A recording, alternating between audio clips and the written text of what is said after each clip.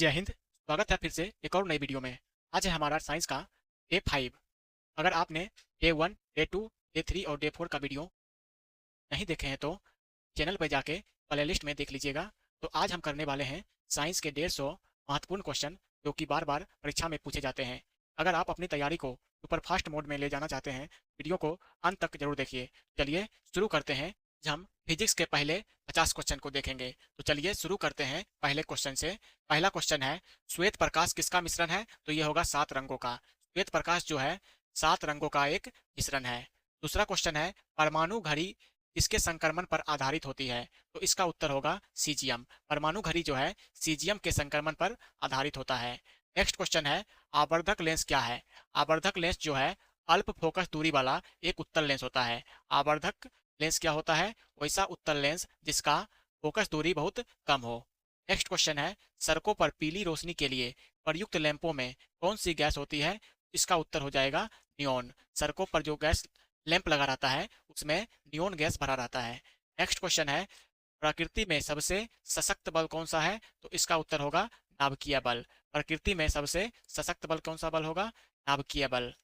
Next question है, परिदर्शी यानी periscope किस सिद्धांत पर कार्य करता है? तो इसका उत्तर होगा परावर्तन। पेरिस्कोप यानी समुद्र के अंदर में जो हम बाहर का वस्तु देखते हैं पेरिस्कोप की मदद से देख सकते हैं। यह जो है परावर्तन के सिद्धांत पर कार्य करता है।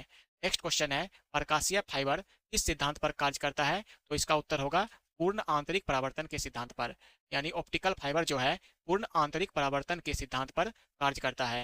नेक्स्ट क्वेश्चन है, ऑप्टिकल फाइबर का आविष्कार किसने किया था? नरिंदर सिंह कपानी ने। ऑप्टिकल फाइबर का आविष्कार किसने किया था? नरिंदर सिंह कपानी ने। नेक्स्ट क्वेश्चन है, तरल का ताल वास्तविक गहराई से कम गहरा दिखाई देता है, इसका कारण क्या है? अपवर्तन। तरल ताल वास्तविक गहराई से कम गहरा दिखाई देता है, इसका कारण क्या है? अपवर्तन। नेक्स्ट क्वेश्चन है, सूर्योदय और सूर्यास्त के समय वायुमंडल में लालिमा किसके कारण छाती है? प्रकाश के परिकिरणन के कारण।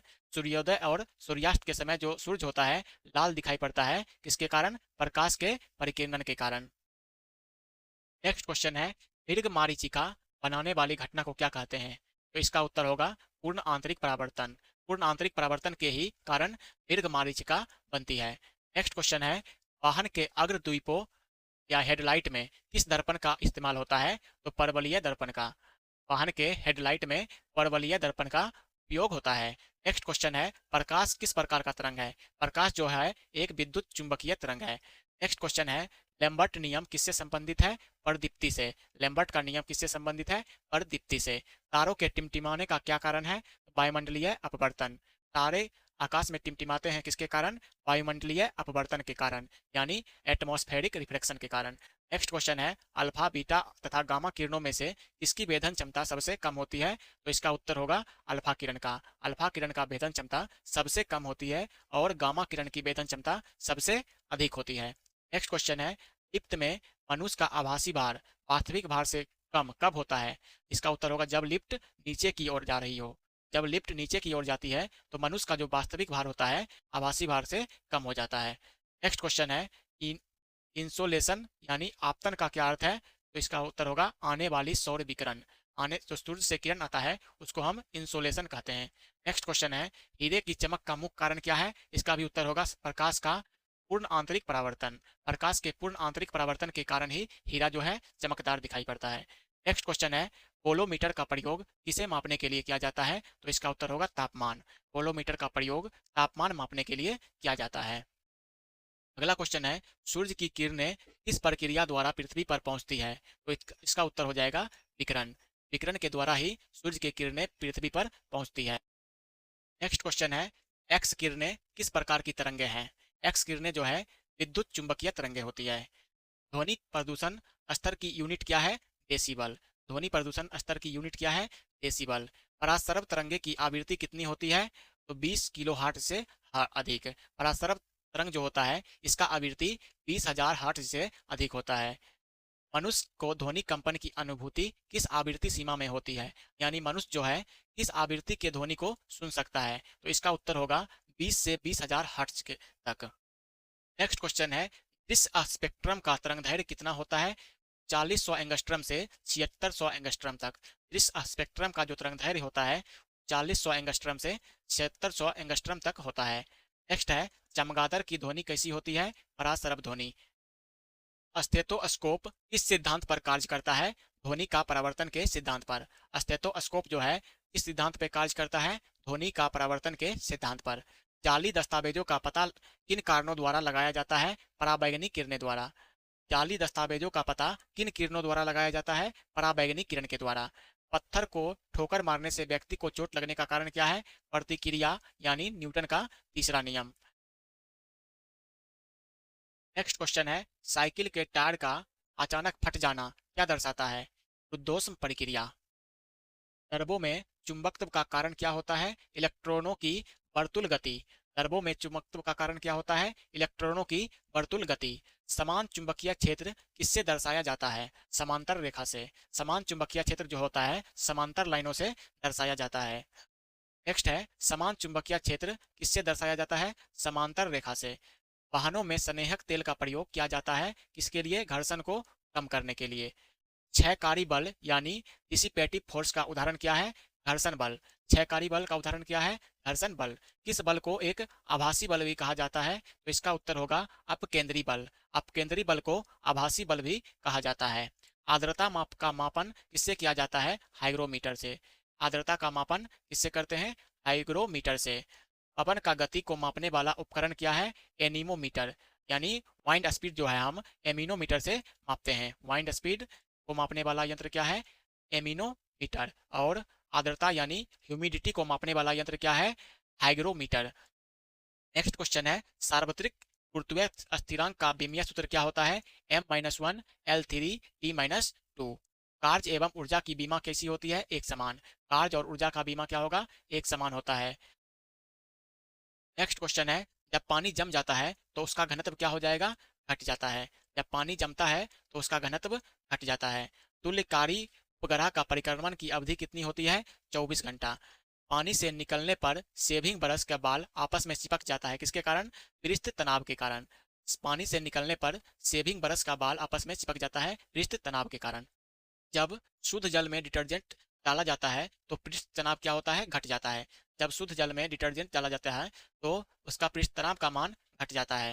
गुरुत्व के क्रिया के अंतर्गत मुक्त रूप से गिर रही वस्तु का भार कितना होता है? शून्य होता है।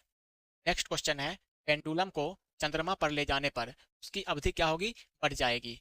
चंद्रमा पर पेंडुलम को ले जाने पर उसकी अवधि बढ़ जाएगी किसके कारण? गुरुत्वाकर्षण बल के कारण। नेक्स्ट है, विद्युत चालकता की यूनिट क्या है? यानी विद्युत चालकता की मात्रक क्या है? महो। जिन पदार्थों में अनंत विद्युत प्रतिरोध होता है उन्हें कहते हैं विद्युत रोधी पदार्थ।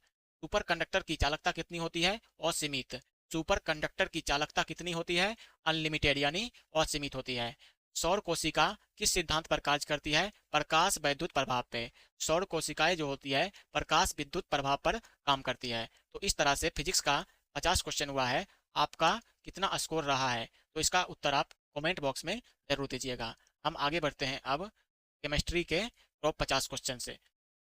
पहला क्वेश्चन है केमिस्ट्री का, ब्लीचिंग पाउडर का रासायनिक नाम क्या है? इसका उत्तर होगा कैल्शियम हाइपोक्लोराइट। ब्लीचिंग पाउडर का रासायनिक नाम क्या है? कैल्शियम हाइपोक्लोराइट यानी CaOCl2। पदार्थ का सबसे छोटा कण जो स्वतंत्र रूप से अस्तित्व में रह सकता है उसे कहते हैं अणु यानी मॉलिक्यूल। पदार्थ का सबसे छोटा कण जो स्वतंत्र रूप से अस्तित्व में रह सकता है उसे हम अणु कहते हैं। प्रोड्यूसर गैस क्या है? CO+N2। प्रोड्यूसर गैस क्या है? CO+N2। कौन सा रबर वल्कानाइजेशन में प्रयोग किया जाता है? तो सल्फर। कौन सा रबर वल्कानाइजेशन में प्रयोग किया जाता है? तो इसका उत्तर होगा सल्फर। पूर्णतः ऑक्सीजन रहित धातु कौन सी है? सीसा। पूर्णतः ऑक्सीजन रहित धातु कौन सी है? सीसा। थर्मामीटर में पारे का प्रयोग क्यों किया जाता है? क्योंकि यह ताप के कारण अधिक फैलता है। थर्मामीटर में पारे का प्रयोग इसलिए किया जाता है क्योंकि यह जो है ताप के कारण अधिक से अधिक फैलता है। सोडियम हाइड्रोक्साइड क्या है? एक भस्म है यानी क्षार यानी बेस। सोडियम हाइड्रोक्साइड एक बेस है जिसका फॉर्मूला होता है NaOH। नेक्स्ट क्वेश्चन है, छैनी किस इस्पात से बनाया जाता है? तो इसका उत्तर होगा टंगस्टन इस्पात। छैनी जो होता है टंगस्टन इस्पात से बनाया जाता है। नेक्स्ट क्वेश्चन है, रेडियोधर्मी तत्व की खोज किसने की? तो इसका उत्तर होगा मैडम क्यूरी ने। उत्तम फ्यूज तार का प्रकार है उच्च प्रतिरोध तथा निम्न गलनांक। जो सबसे अच्छा फ्यूज होता है उसका प्रतिरोध हाई होता है और गलनांक लो होता है। नेक्स्ट क्वेश्चन है, लेड पेंसिल में लेड कितना परसेंट पाया जाता है? 0%। लेड पेंसिल में जो लेड पाया जाता है उसका प्रतिशत है 0%। क्वार्ट्ज किसके रूपांतरण से बनता है? तो इसका उत्तर होगा कैल्शियम सिलिकेट। कैल्शियम सिलिकेट से क्वार्ट्ज का निर्माण होता है। पदार्थ का परमाणु सिद्धांत किसने प्रतिपादित किया था? इसका उत्तर होगा डाल्टन ने। परमाणु सिद्धांत डाल्टन ने प्रतिपादित किया था। नेक्स्ट क्वेश्चन है, किसी तत्व के रासायनिक गुण कौन तय करते हैं? तो इसका उत्तर भी होगा इलेक्ट्रॉन की संख्या। किसी भी तत्व का रासायनिक गुण उसमें उपस्थित इलेक्ट्रॉन की संख्या तय करता है। द्रव्यमान संख्या किसका उपयोग होता है? द्रव्यमान संख्या होता है प्रोटॉन और न्यूट्रॉन का योग। प्रोटॉन और न्यूट्रॉन का योग क्या होता है? द्रव्यमान संख्या। नेक्स्ट क्वेश्चन है, तांबा किसके द्वारा शुद्ध होता है? तो विद्युत अपघटन से। तांबा जो होता है विद्युत अपघटन से शुद्ध होता है। मुद्रालय में प्रयुक्त टाइप धातु किसका मिश्रण है? कि सीसा और एंटीमनी का। मुद्रालय में प्रयुक्त टाइप धातु किसका मिश्रण है? सीसा और एंटीमनी का। हीरे का 1 कैरेट बराबर होता है 200 mg। हीरे का 1 कैरेट बराबर होता है 200 मिलीग्राम। मोनाजाइट किसका अयस्क है? थोरियम का। मोनाजाइट किसका अयस्क है? थोरियम का। कार्बन का सर्वाधिक कठोर रूप क्या है? हीरा है। सबसे कठोर रूप कार्बन का क्या हो जाएगा? हीरा। आगे, पानी में घुली हुई कौन सी गैस उसे क्षारीय बनाती है? अमोनिया। पानी में अमोनिया जो गैस होती है वही पानी को क्षारीय बनाती है। समुद्री जल को किस प्रक्रिया से शुद्ध किया जाता है? आसवन विधि से। समुद्री जल को आसवन विधि से शुद्ध किया जाता है। बादल किसका कोलाइडली परीक्षण है? वायु के परिक्षेप माध्यम में जल बिंदु का। बादल किसका कोलाइडी परीक्षण है? वायु के परिक्षेप माध्यम में जल बिंदु का। मामूली कट जाने पर फिटकरी रक्तस्राव को रोक देता है, इसका कारण क्या है? स्कंदन। यानी कट जाने पर फिटकरी जो होता है ब्लड फ्लो को रोक देती है, इसका कारण क्या है? स्कंदन है। नेक्स्ट है, जब दाब बढ़ जाता है तो जल का क्वथनांक बिंदु क्या होगा? बढ़ जाएगा। जब दाब बढ़ेगा तो जल का क्वथनांक बिंदु बढ़ जाएगा। कपड़ों और बर्तनों को साफ करने के लिए प्रयुक्त डिटर्जेंट में क्या होता है? सल्फोनेट। कपड़े और बर्तनों को साफ करने के लिए प्रयुक्त डिटर्जेंट में क्या होता है? सल्फोनेट। नेक्स्ट है, जल गैस किसका संयोजन है? CO और H2 का। PVC किसके बहुलीकरण द्वारा प्राप्त किया जाता है? विनाइल क्लोराइड का। जो है PVC है वो विनाइल क्लोराइड के बहुलीकरण के द्वारा प्राप्त किया जाता है। बारूद का आविष्कार किसने किया था? रोजर बैंकन ने। बारूद का आविष्कार किसने किया था? रोजर बैंकन ने। बारूद किसका मिश्रण है? नाइटर, सल्फर और चारकोल का। बारूद जो है नाइटर, सल्फर और चारकोल का एक मिश्रण है। नेक्स्ट है, टाइटेनियम किसका समस्थानिक है? इसका उत्तर होगा हाइड्रोजन। हाइड्रोजन का ही एक समस्थानिक क्या है? टाइटेनियम है। कौन सी अकेरिया गैस एक यौगिक गैस बना सकती है? तो इसका उत्तर होगा जिनोन। जिनोन एक अकेरिया गैस है जो यौगिक बना सकती है। नेक्स्ट क्वेश्चन है, एब्सिस्टॉस किससे बनती है? कैल्शियम और मैग्नीशियम से। एब्सिस्टॉस किससे बनती है? कैल्शियम और मैग्नीशियम से। सिरका यानी विनेगर इसका वाणिज्यिक नाम है? एसिटिक अम्ल का। सिरका यानी विनेगर जो है एसिटिक अम्ल का वाणिज्यिक नाम है। पायराइट अयस्क को जलाने से कौन सी गैस मिलती है? यह होगा सल्फर डाइऑक्साइड गैस। पायराइट अयस्क को जलाने से सल्फर डाइऑक्साइड गैस मिलती है। नेप्थलीन का मुख्य स्रोत क्या है? कोलतार। नेप्थलीन का मुख्य स्रोत क्या है? कोल्टार। तापीय विद्युत केंद्र का प्रमुख गैसीय प्रदूषक क्या है? Sulphur dioxide SO2। तापीय विद्युत केंद्र का प्रमुख गैसीय प्रदूषक क्या है? SO2।